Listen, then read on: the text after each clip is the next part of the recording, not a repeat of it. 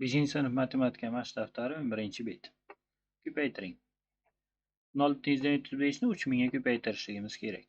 0,35 ko'paytiruv 3000 sonimizni 1000 ko'paytirilgan 3 deb olsak.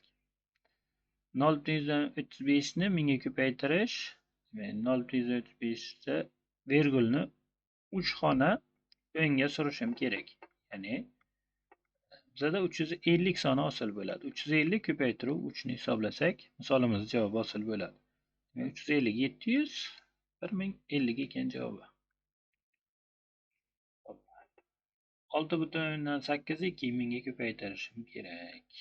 6,8 1000 ko'paytiruv 2. 6,8 sonimiz o'zi 8 dan keyin nollarimiz ko'p o'zi cheksiz.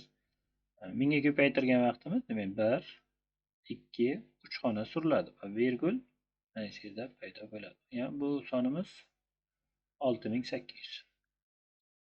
Oldingi darslardan bu narsa sizlarga ma'lum.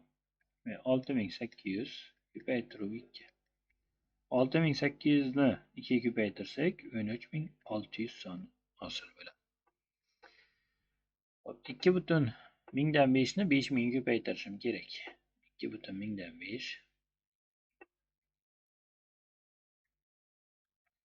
3 xona virgulni suradigan bo'lsak, shuni 1000 ko'paytiruv 5 qilib yozishimiz kerak edi. 1000 ga ko'paytirgan vaqtimiz 2005 hosil bo'ladi. Uni 5 ga ko'paytirsak 1000 1025 mi? 1025.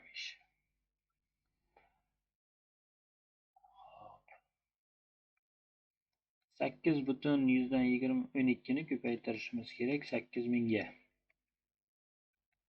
8000 sonimizni 1000 ko'paytiruv 8 deb oladigan bo'lsak, 1000 ga ko'paytirgan vaqtimiz 8 1 2 0. Ya'ni 8120 ko'paytiramiz 8 ga. 0 6 9 64.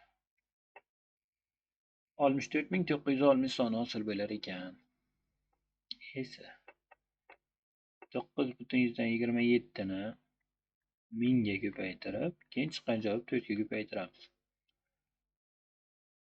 9270 ko'paytiruv 4. 9270 sonimizni ko'paytirsak, shu yerda 7 2 3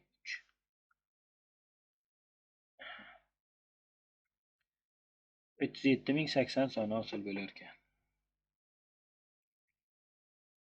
7,3 ni ko'paytirishim kerak 1000 ga. Chiqqan javobni 9 ga ko'paytirishim kerak. 7300 sonini 9 ga ko'paytiramiz. 7300 9 ga ko'paytirgan vaqtimiz demak 2 ta 0 27 2 dilda 63 65 65700 soni hosil bo'lar ekan.